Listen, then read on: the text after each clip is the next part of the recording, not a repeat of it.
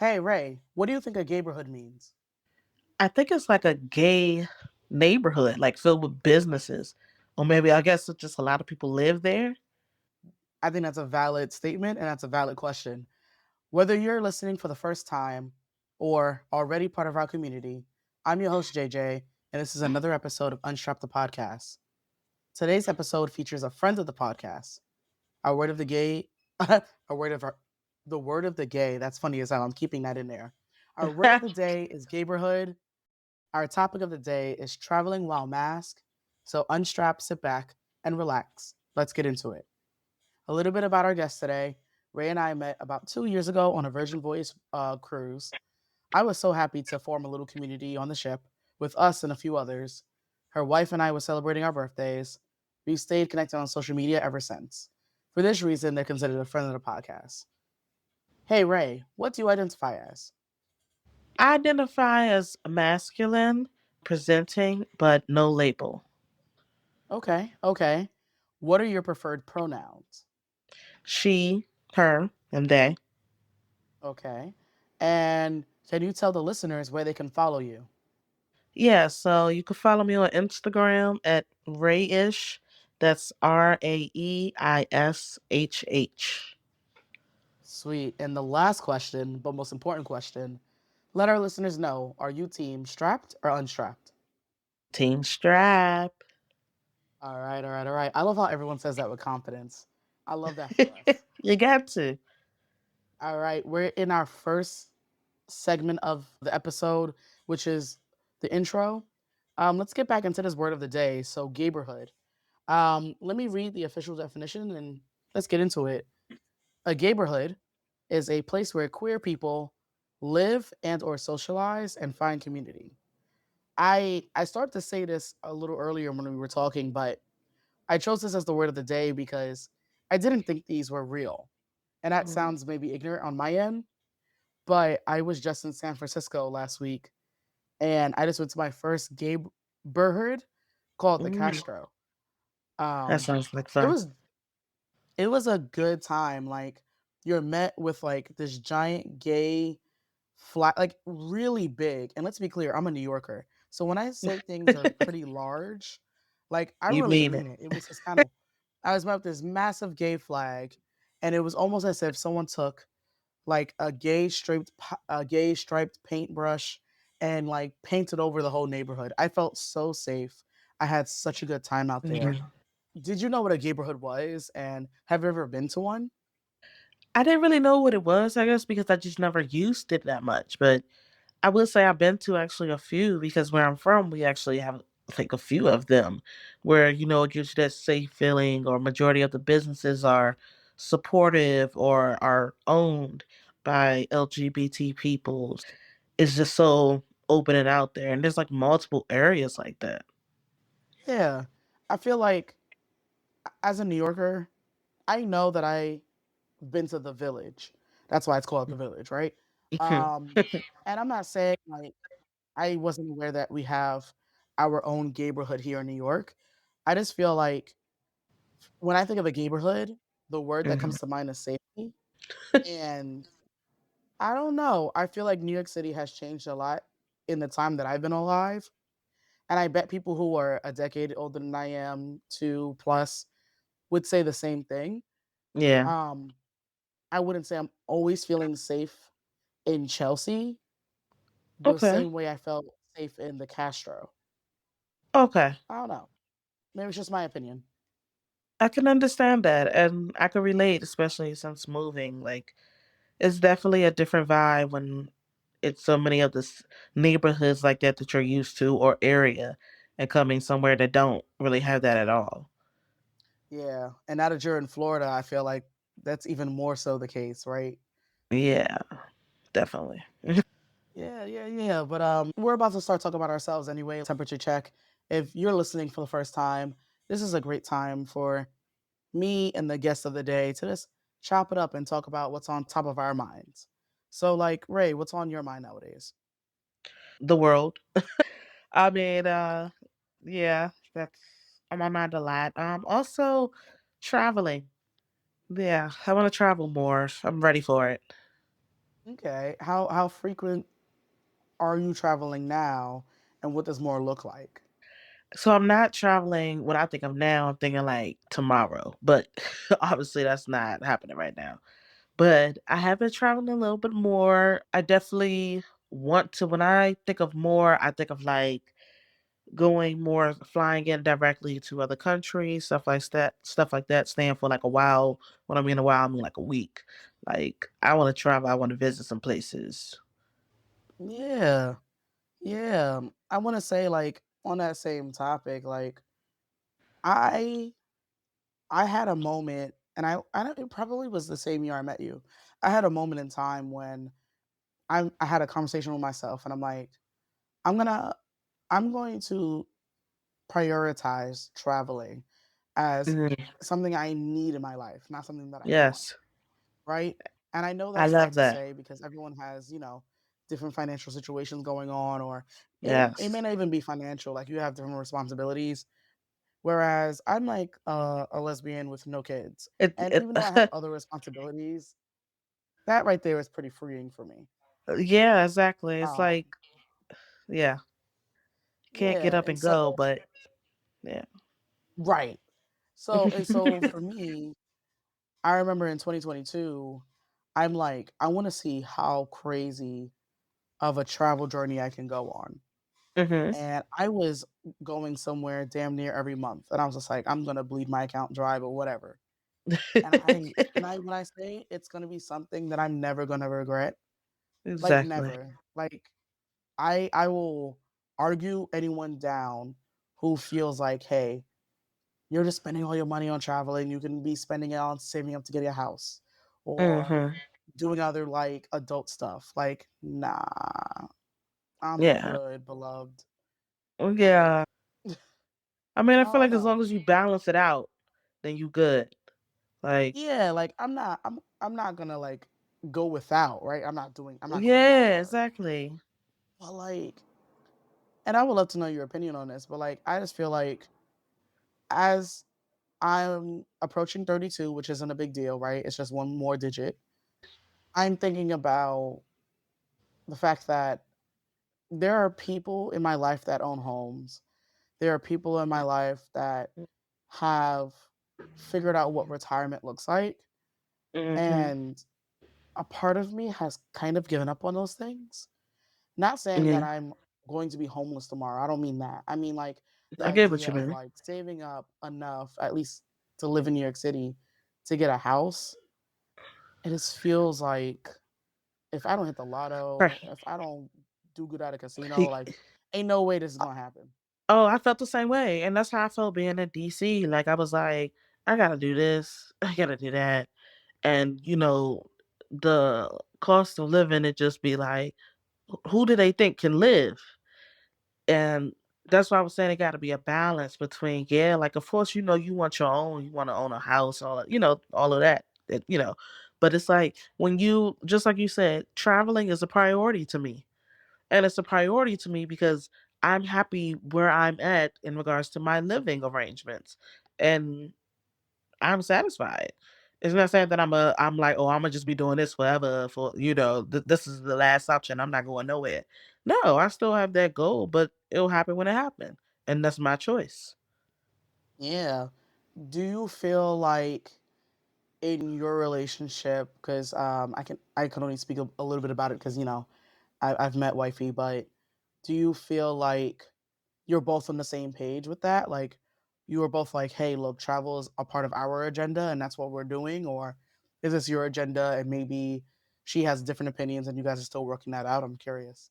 Oh no, she's definitely, if anything, she's ready to just pack and go somewhere now. Just the and we can't say anymore to get some warm weather. Now we're just like to see some beautiful landscapes or explore some cities. But yeah, she's definitely with it. And that's the great thing about, being with someone who is on the same vibes as you or goals or whatnot. It's like, when's the next trip? Where we going? Don't matter where we going. I love that. You have an amazing travel buddy. Yes, definitely. Do you feel at times that it's a bad decision, or maybe if it's not a bad decision, that you feel weird around other people who have made different decisions, whether it's they've decided to settle down and have kids, they've decided to settle down and have a house, or maybe put the money into a business. Like, what are your experiences related to like other people's decisions around you? Honestly, I don't really try to, judge people overnight. And when I hear people are, they doing great for themselves, they're buying a house or, whatever that success is, I'm honestly happy for them. But I think the only time that I get a little bothered is when people who have those things already or who just is about to get those things is when they try to make it seem like, now they're better than you in a way. You know what I mean? Like, it's like, Right. you honey, I made that choice. It's not that I can't. It's not that I won't. I just made that choice that that's not what I want to do right now. And once again, traveling is a priority to me. Experiences is a priority to me. But as long as somebody, it's just like with anything. As long as you respect me and my decisions, then yeah, I can do the same for you.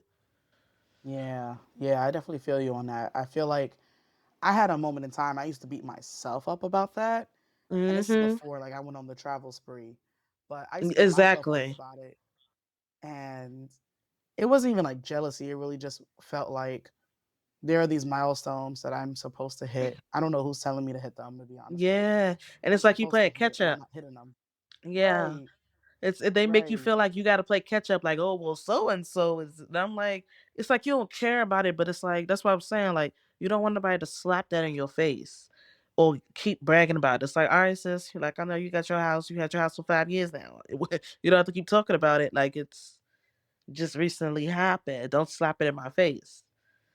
Yeah, and it's funny because that experience, that moment of like when I was blaming myself, and then me getting to a place mentally where I'm like, now we're gonna love on ourselves a little bit, and we're gonna just Yes, acknowledge that everyone's life is supposed to be different. exactly. When I finally got to that place mentally, it was like a tool, like a mental tool that helped me prepare Mm-hmm. for other things in life, including what I'm going through, which Hmm. is I'm engaged. So as of last December, and you Yay, know, of congrats. thank you, because when we first met, I wasn't, trying to be like I you, trying to know. be like me. But something that like what I'm about to say is gonna sound crazy, but just hear me out. What I'm sucks about listening. being engaged is hearing from everyone else about your engagement and your future wedding.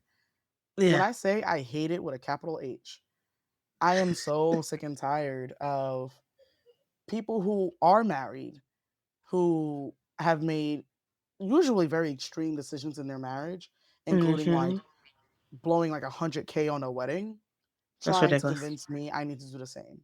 That's ridiculous Or to me. people who are not married who are trying to influence my wedding plans. And it's like, That's ridiculous to me. ooh, And I hated that ooh, too. That was definitely such a huge pet peeve for me. Like when we were engaged, and I was like, and people were telling, you need to have this, or you're supposed to take these photos before you take those photos, and hmm, before you make that announcement. And I'm like, I'm gonna do what the hell I want to do. right. I mean, if And you it's have an opinion, you're happy to contribute, but I'm not saying I will still respect it.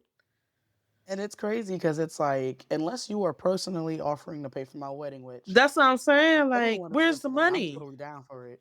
I'm here for Yeah, it. show You me want to the pay for his money. wedding? I'm here for it. You want to pay for his honeymoon? I'm here for it.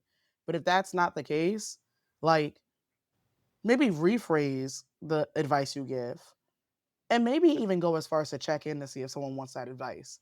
Because old Hmm. me would have been overwhelmed by it, and I would have started making decisions based on everyone else's unnecessary Mm. opinion.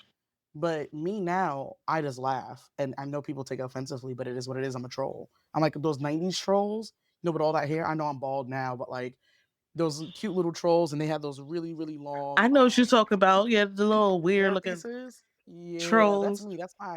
That's who I feel like inside. But yeah, that's kind of what's on top of my mind right now. But let's jump into our next segment called doom scrolling. And if you're new to the podcast, which many of you will be, doom scrolling is a time for us to talk about what we're checking out on our phones, on social media, or the news. And Yeah, we're just diving a little deeper into it. What you been looking at on social media as of late? I've been looking at like a lot of happily a lot of comedy, honestly. Mostly a little bit of teaching stuff here and there, some food videos sometimes, a lot of animal stuff, but my absolute favorite lately has been the little style where people do like it's like they fake make a Netflix documentary about a random topic. And it's so hilarious because it's about a topic that's just it's so random or anything. And when they talking about it, they show like little flashes and stuff. But it's hilarious. Okay, okay. My feed is all over the place. And it's funny that I made this even a section of the podcast because when I say I have things to talk about for days because I don't Mm, know, maybe I don't know. I don't know why my feed is never consistent, but you need to right reset your now algorithm. my algorithms stay messed up, man.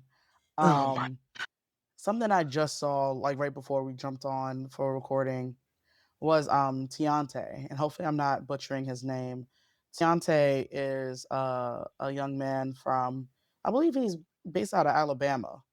Okay. And if you are familiar with the name, you'll remember him for his stunning skin.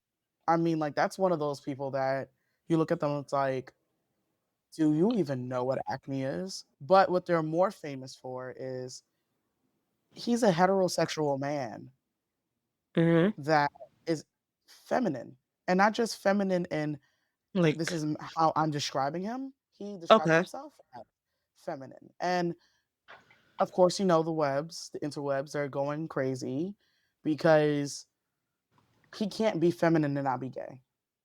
Okay. And he's been kind of on his influencer journey for a while. And he's always having to prove that he's straight. And it's like, well, then how does one prove they're straight? And it's almost kind of How like the experiences we go through in the career world. and that's just ridiculous. It's so bad that like I know I've been following him long enough to see him go through more than one relationship that he's public about. He'll have, you know, his girlfriend at the time on whether it's like TikTok or Instagram or Mm-hmm. whatever. And every single time I see it, you see those comments and it's like people who are like, yo, we are behind you. And it's usually the queer community. Mm, And then there's people who are against him, which is his own. And so I'm just mm. curious about like what your thoughts are on that. I it really blows me. I hate that because it's such a deep topic because honestly, there's so much toxic masculinity, and I know people hate the word or they hate the phrase, but it's honestly like I don't even have the words. Like if the man, I just feel like the way you express yourself is as long as you're not doing nothing illegal or off the wall crazy or anything like that. I don't care what you do or how you come off or how you look socially or or how you may sound or whatever. I don't care about that. It should just be, hey, look at this person, and then especially because they're in a relationship, respect their relationship. You don't know what's going on in it. And honestly, it reminds me so much of Prince. Like Hmm. Prince was That's his energy. at Prince and nobody like people were questioning, but it wasn't no question it wasn't no disrespect type question. You know what I mean? They would just be like, "Oh, he's wearing heels," or it's like they would find a reason to attribute it to something. Oh, he's wearing heels because he's short, you know. But then whole time he's in tune with his feminine energy, and that's perfectly fine. And he will sing his ass off to the point where he got women melting over him, and we Look, all know that he was straight. we know he was straight. Like we Yes, I mean just know. Like he was straight. I saw something on TV about him where they were I guess showing one of the places he lived and Hmm. how it was on sale. And I'm like, oh my God, I would be so grossed out to be in the same bedroom that that man was in, like more so than other people. Like, I don't know why, it was just food for thought No, I because get it. I was just like, oh, the amount of I would women want to he was live. Yeah, I going wouldn't want to through. live there. Maybe like, Mm-mm. oh, visit like museum type style, but I don't want to live there. But going back to like Tiante, when I think about what he has been going through, and like I said, I've been technically following him for a few years now, it reminds me that the things that we go through in the queer community, masculine lesbians especially, we have to remember that a lot of the hate we deal with is one, like intentional. Like we keep trying to give a lot of people the benefit of the doubt, Yeah. but some people just out here just hating. Like That we're here to hate, and we're here to make you feel miserable, and that sucks. and it's like literally just war with each other. Right. And I feel like And everyone then, should take a page out of Tiante's book and try to find the positive. That sounds so boring and generic and like a whole load of bullshit. you know, Try to find a way to like, I don't know, gain something from the experiences. Like in his yeah. case, he's doing music, which is dope, and I was just he about be to having say all you these got to be doing girlies. something. He has all the girls in the videos. I'm here for it. Yeah. And hopefully he's monetizing it. And yeah, I really just hope that he continues to grow and thrive despite the hate he's dealing with. But unrelated to the monetary value that he might, get from this experience, I also hope he isn't hurting, right? Like I've never Mm, seen him do a video about like what's really going on in his mind, like a yeah. deep piece. And I just hope that if he is going through a lot because of the way the world treats him, like I said, he's based out of Alabama. I'm pretty sure that's the case. I'd And be scared to see him in Alabama. that's what I'm saying. And then it's just always, and that it sucks so bad because it's just like I mean, we don't know what he's going through, but just thinking about it, I'm just like, dang, he probably just always getting looks or something. Like people looking at him like, and then if Always. they do know him, they probably still even talk about him to his face. Like he got to deal with the social media stuff, the probably around the neighborhood stuff, whatever. And it sucks, but honestly, you said it's been happening for some years, and he seems like he's thriving. So he probably got a bomb support system or his own support system. Who knows? But I'm glad to hear that he's doing music now. A good way to express himself. Yeah, I hope similar to how I'm trying to build not necessarily a community, masculine lesbians existed before this podcast.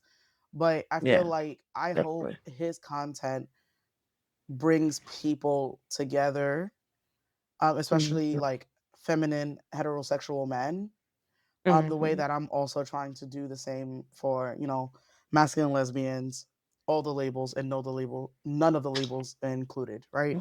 Um, Yeah, yeah, I really hope that's what's happening because me too. yeah, I just really, really feel for him. Yeah. I have a random question. So I saw this video on TikTok, and I'm the worst trying to remember people's TikTok names. So forgive me if this is your I'm the content and I'm same not way, saying. so I get it.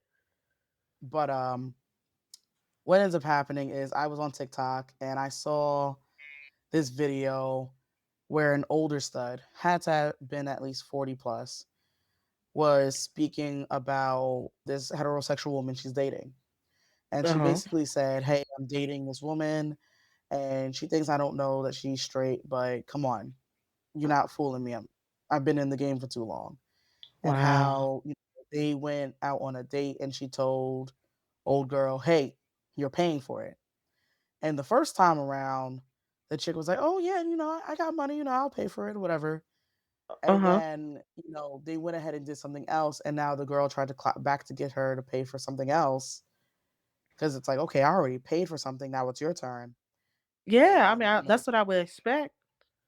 the stud was like, "Nah, you got this too." Uh, And I'm not gonna go through the whole video, but like the yeah. point was, the stud was like, "Look, I know there are people out there that target specifically studs or the masculine and lesbian community, and the fact that like we sometimes show up as men in the sense that like Mhm. we'll be quick to like be the one to pay. We'll also be quick to also take care of Yeah. people's kids. and they really take that to their advantage. And so I'm just kind of curious about if you've ever been in a situation like that when dating, or maybe you've seen people go through that. Actually, both. Yeah, I definitely was in a situation dating someone with a child, and it was difficult because yeah, people do they use whatever they have to their advantage, and it sucks on so many levels because especially depending on your mindset or your character, it's like people sometimes they'll play on that. They'll threaten you with whatever they know is whatever they know is like important to you. Like even especially if it's a kid, like, oh, you can never see my child again. Don't worry about them. And then you'll just be like, what? Like who does this? Right. Like what type of Wow. person? Like it literally makes you question everything. Like what type of person? I don't want to be around this person. And especially when you know the reason and you know what I mean. Like I can understand if it's some off the wall thing type, serious situation. But if it's something like just slight, like, and I'm just making something up, like, oh, you ain't send me no money, I don't know, for your child to eat, but I don't know. But it's still just stupid to do. Word. When I see someone I know, especially when they're like me, right? They're like a standard Hmm. mask or whatever. If I hear you are dating someone or talking to someone that is leaning heavy on financial gain or Hmm. childcare, the way I'm gonna give you a wake your ass up conversation, because I'm not saying that people can't borrow money, they can't. I'm not saying you can't give money as a gift. I'm not saying you Exactly. can't help take care of someone's kids as a nice gesture, but like some people really weaponize that shit. They That's take it. yeah. It's almost like you're trying to go to, if this is what you believe in, of course. This may not be applicable to everyone listening, but like people really try to grab on like certain instincts that we have And I and was I really knew you was mess gonna with say it. that because I was thinking that Yeah. they be like, Yeah. oh well, of course they're not gonna say no, or of course I know they're gonna do it, or this is gonna happen because they that's what I was saying, like they know your character, they know what that something's gonna kick in, that caring that they don't Right. have, I guess, is gonna kick in. And I'm just gonna say this because at the end of the day, this is a grown ass podcast. They're doing it. They're gonna do it that way because it is incredibly hard to pussy whip a lesbian. Ah man, Your shit better be A1. Okay, to hey pussy whip a lesbian is incredibly hard. So you gotta do something man, else. yeah, it ain't.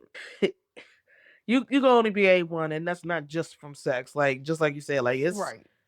you gotta be, yeah, you gotta have some qualities.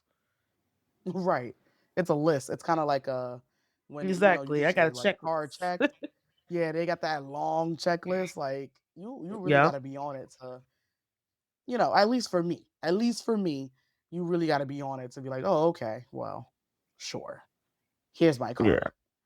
I get But it. anyway, you know what? I know we're already in storytelling mode. So let's really jump into it. Let's get into ISO Boom. Once again, if you're listening for the first time, ISO Boom is our time to really talk about the topic of the day, which is traveling while masked. And because we both like to travel, we were already on that type of time in the beginning of the podcast anyway. But we're just gonna have a moment to kind of share a story or two about the topic, and we'll wrap up the show right after. So Ray, like, what are your experiences, or what is a cool experience you want to share about traveling while masked? Honestly, it might be petty, but the best part about it, besides traveling, is the fact that I turn it into a game now, and it's sad and it might be fucked up, but I really turn it into a game now. Like I turn it into, they're staring at me long. I wonder what gender they think I am. Because I noticed that I get more stares, obviously, because I'm masculine presenting, and especially with the clothes that I wear. I wear men's clothes, including bathing suits, swimming trunks, sports bar, kids bar, sports bra.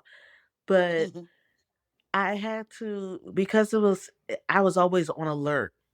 Like no matter where we travel, where we go, I'm always on alert. Like, I wonder what that person. Because we're masculine presenting women, and we still know to this day people don't like shit like that. People don't like anything at this point. Facts. But I never know what experience I'm going to have. But I obviously always expect and hope a good experience. But I still know that I have to mentally prepare myself. So that's why, like I said, I literally turn it into a game. But I don't do it with every single person. I literally do it if people are literally staring at me like for a long time. And when I mean staring at me, I mean like looking me up and down, not in a rude way, but like staring at me. And just it's like they start to feel awkward. And I'm like, what the hell? Like, did I say something? Word. Do you feel like you're more uncomfortable or less uncomfortable traveling while mask when it's just you traveling in the States? Uh Honestly, I've always felt more comfortable from the area I come from, but moving to the South and because the way that I may sometimes travel is driving, whatever, it's I have to watch where I go. So I'm becoming more comfortable now because, it's been a couple of times that I went back home and stuff. So I know, where to go, where not to go, or just I try to never go somewhere I've never been in regards to traveling on the road or whatever. But Right. I am definitely becoming more comfortable in a way. But at first, I was always on high alert, like looking at anything, everything. Even as I'm driving, I'm on high alert because unfortunately my car doesn't have tents yet. So I'm like a goddamn glass car. It's like it's just windows just open. So obviously people could see me. They could see my appearance. And it also goes into I try to be a careful driver only because I don't want police to get the wrong idea about me from looking at me just from the window standpoint. Right. But I've I, gotten more comfortable, especially cruising wise. I definitely got more comfortable.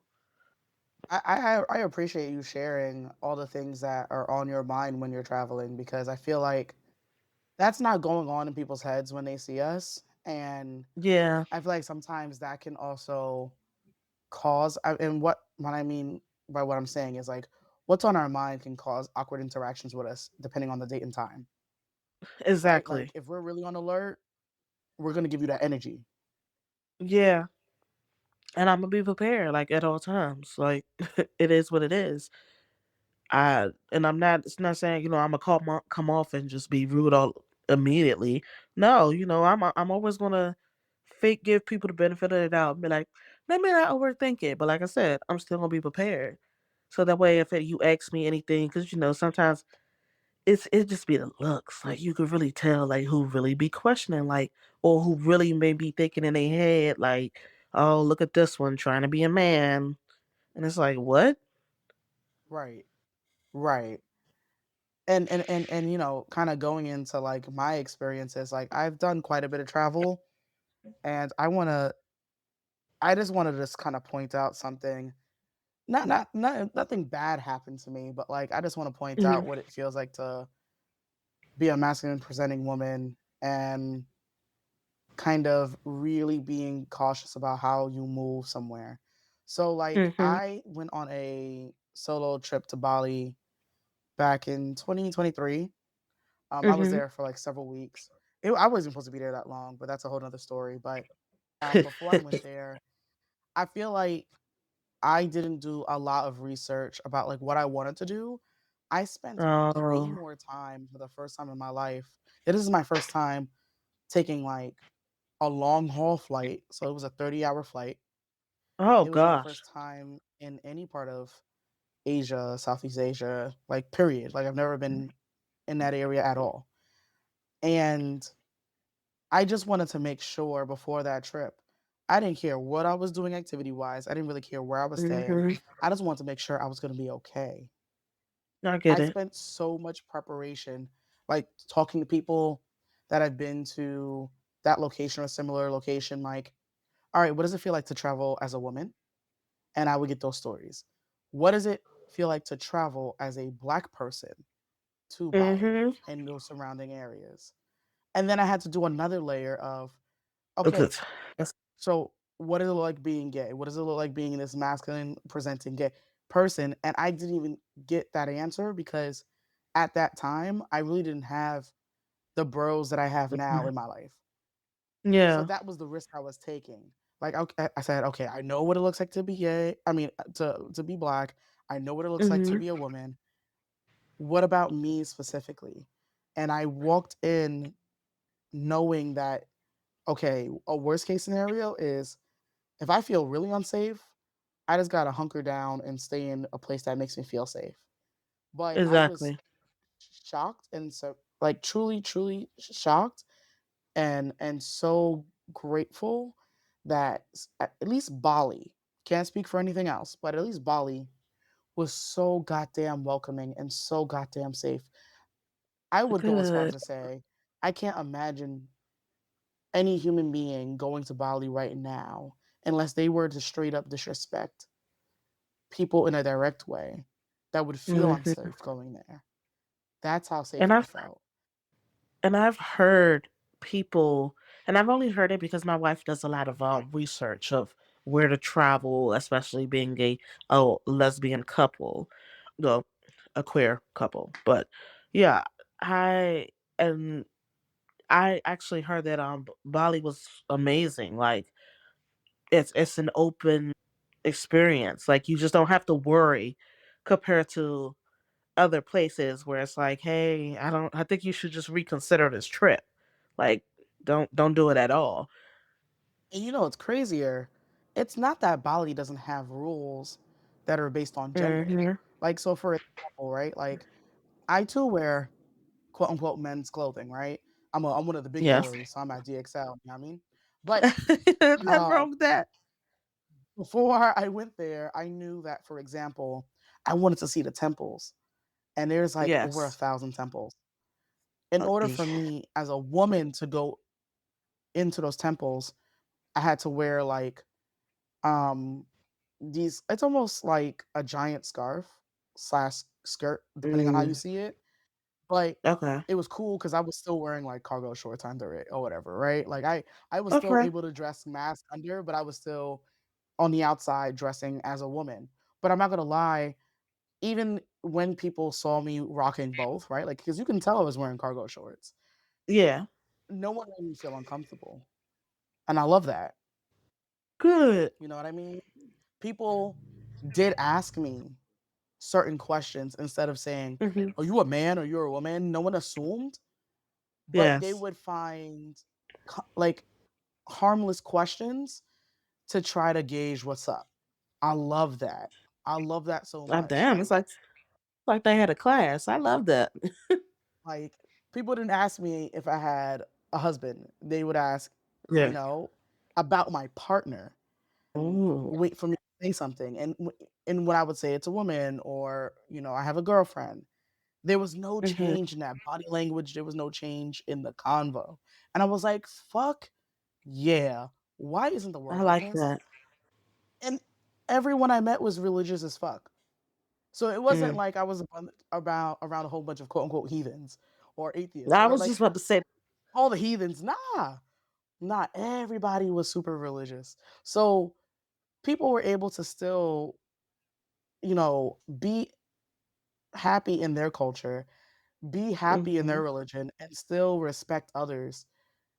Bali was a and game that's, changer for me, and I get why people brag about it so much. I can't wait to visit. Oh, you have to. And I'm also just excited. for some travel advice. I know this is not a travel podcast, but it is the topic. If you are going to go to Bali, if I changed anything about my trip, I went solo. It was amazing solo, but financially, the golden number is four. If you can go there with two people or four people, you're going to get the most bang for your buck. We're going to talk about that Ooh. more after the podcast, but you know, you can have some fun out in Bali financially, right? You can Mm, really don't ball tell me out that. as an Okay. American. So, just some friendly advice for anyone who made it this far into the pod or whatever.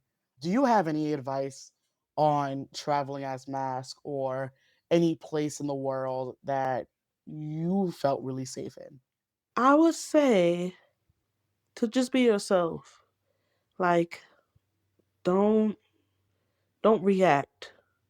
You like I know that sometimes when, and I'm not saying it's right for people to look at us any type of way or whatever the hell, obviously.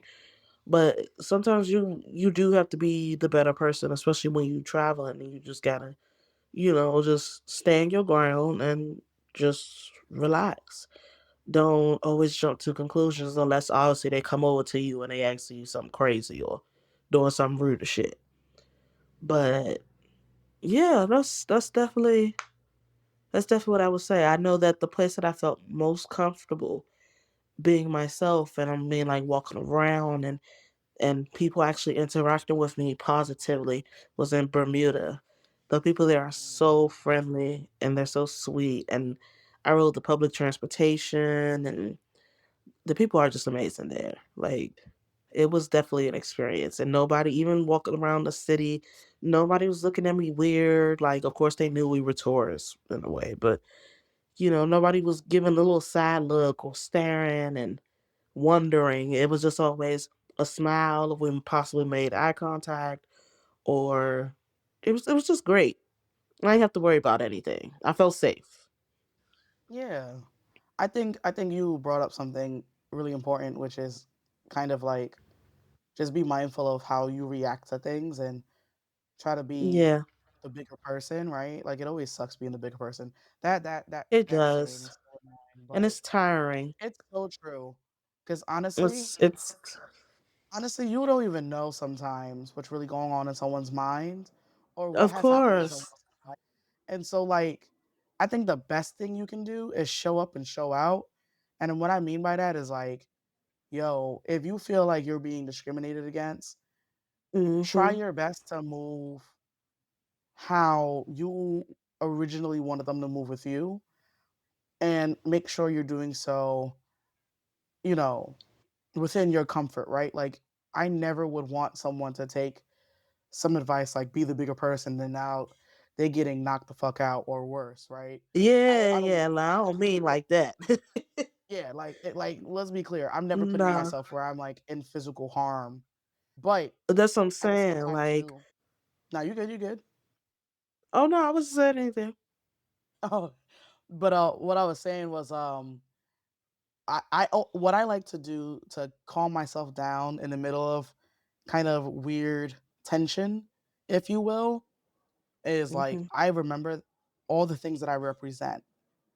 I remember Exactly. that, I had that list of things that I had to think about before going to Bali. Like I am a woman at the end of the day. Like, so how I react, I show up for women.